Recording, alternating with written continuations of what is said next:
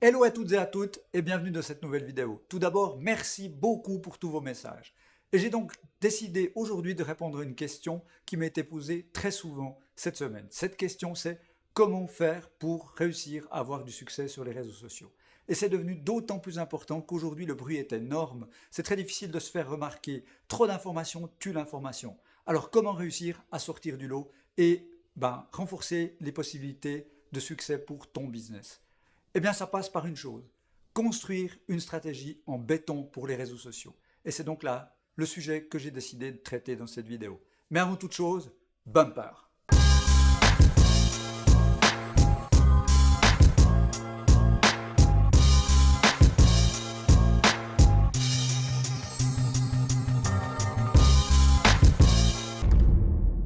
Si jamais tu t'en es pas encore rendu compte, le monde a beaucoup changé ces dernières années. Et aujourd'hui, il n'est plus possible pour un entrepreneur, un créateur d'entreprise, un indépendant, quel que soit le domaine dans lequel il se lance, de ne pas utiliser les réseaux sociaux pour occuper le devant de la scène et maximiser ses chances de succès. Mais comment passer du statut d'amateur au statut de professionnel dans ce domaine? Eh bien, ça passe par un certain nombre de clés, mais une des clés principales, c'est être capable de construire une stratégie claire, de savoir où tu vas aller et comment tu vas dérouler ta tactique sur ces nouveaux médias. Dans la suite de cette vidéo, je vais te faire découvrir les éléments qui sont pertinents pour créer ce type de stratégie. Alors je te conseille de prendre de quoi écrire, ton plus beau stylo et d'être prêt parce que ça va dépoter. Let's go! La première clé d'une super stratégie pour les réseaux sociaux, c'est ce que j'aime appeler le pourquoi. Définir des objectifs. Pourquoi tu vas être présent sur ces plateformes? Quels résultats tu vas observer, quels résultats tu aimerais obtenir et que tu vas donc mesurer tout au long de ton parcours. On parle ici d'objectifs mesurables de type SMART par exemple. Alors pas besoin d'en avoir des dizaines et des dizaines, tu vas te perdre, mais 5 à 10 excellents objectifs clairs, ça sera le top.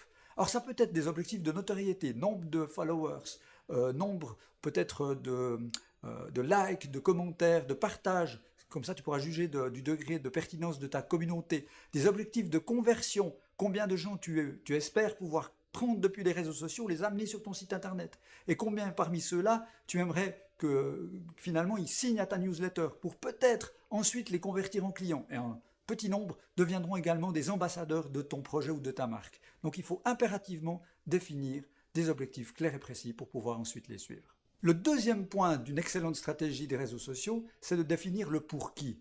À qui tu vas parler? Qui sera ton audience? Et là, plus tu seras précis, plus tu seras ensuite capable de définir des messages qui vont leur parler, de répondre à leurs besoins, d'utiliser le bon vocabulaire. Il faut définir ce qu'on appelle en marketing un persona. Un persona, c'est un portrait robot de ton audience. Alors tu peux suivre le lien qui est en dessous, ici dans la description de la vidéo, où j'ai écrit un article complet sur comment tracer très précisément ces personas. Mais l'idée, c'est un portrait robot. Tu peux même coller une photo que tu trouves sur Google Images. Donne-leur un nom. Quel âge a cette personne? Qu'est-ce qu'il aime lire? Comment il aime se distraire? Quel type de musique il aime? Quelle cause l'anime? Et plus tu le connaîtras, plus tu seras précis dans ta description et plus tu seras capable ensuite de dérouler la tactique qui sera performante, pertinente sur les réseaux sociaux. Le troisième élément d'une bonne stratégie réseaux sociaux, c'est ce que j'aime appeler le contre-qui. Alors pas forcément l'idée d'être belliqueux dans ce domaine-là, mais c'est prends tes 3, 4 top concurrents et observe, analyse leur présence sur les réseaux sociaux. Sur quelle plateforme ils sont, à quelle fréquence ils postent, quel engagement ils reçoivent de leur communauté et essaye de comprendre quels sont leurs objectifs qui se cachent derrière. Comprends-les, inspire-toi de ce qu'ils font de manière à pouvoir ensuite te positionner le mieux possible sur les réseaux sociaux. Quatrième point d'une excellente stratégie réseaux sociaux, c'est le quoi, c'est le contenu. Qu'est-ce que tu vas poster comme type de contenu, de type de message? Et n'oublie jamais, pense valeur, valeur, valeur.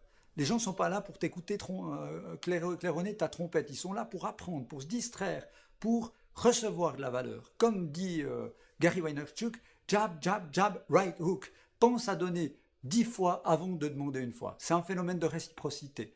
Alors pour créer du contenu, dans ta stratégie, tu vas définir aussi combien de messages ou quel sera le volume des messages de type curation, c'est-à-dire simplement de reposter des contenus que tu as vus toi et que tu penses qui va intéresser ta communauté. Combien de pourcentage tu vas faire de production personnelle de valeur. Et au final, dans la toute petite part, combien de messages à tendance publicitaire ou vente tu vas faire. Donc ça, c'est un point capital également pour la stratégie réseaux sociaux. Le cinquième point capital d'une stratégie réseaux sociaux, c'est le où. Sur quel réseau tu vas être présent? Alors là, l'idée, c'est il y a finalement deux approches qu'il faut croiser, c'est sur quelle plateforme tu as envie d'être, avec quel type de contenu tu vas être à l'aise. Si tu n'as pas de problème pour faire une vidéo, choisis YouTube. Si tu es plutôt à l'aise à l'écrit, ben, écris plutôt des messages sur ton blog. C'est aussi du digital marketing. On peut aussi bloguer dans LinkedIn ou directement dans Facebook. Ça, c'est tout à fait possible. Si tu es plus à l'aise à produire des contenus photographiques, ben, fais de l'Instagram. Si tu es bon pour raconter ta journée, faire du storytelling, ben, choisis Instagram Stories ou fais éventuellement du Snapchat selon le type de clientèle si tu as des 15-30 ans. Il faut choisir le bon canal dans lequel tu vas te sentir à l'aise.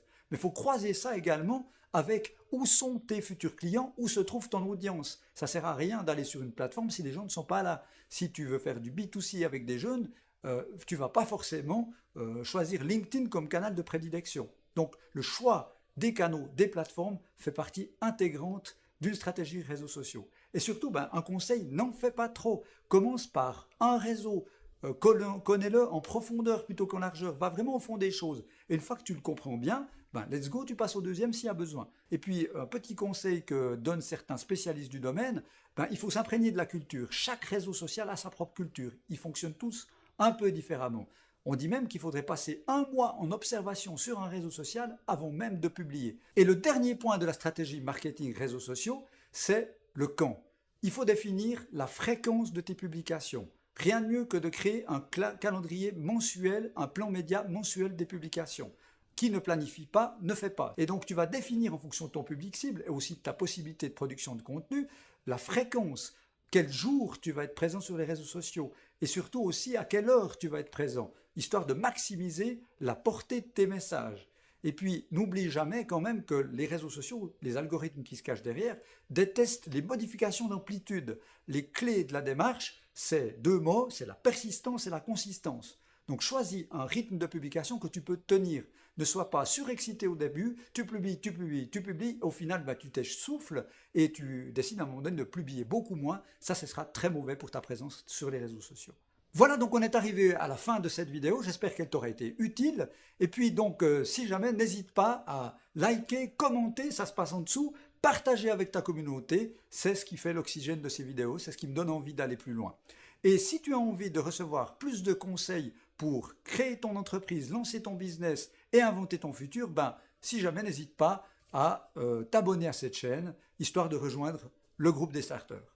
Et dans l'attente d'une prochaine vidéo, eh bien, be a starter.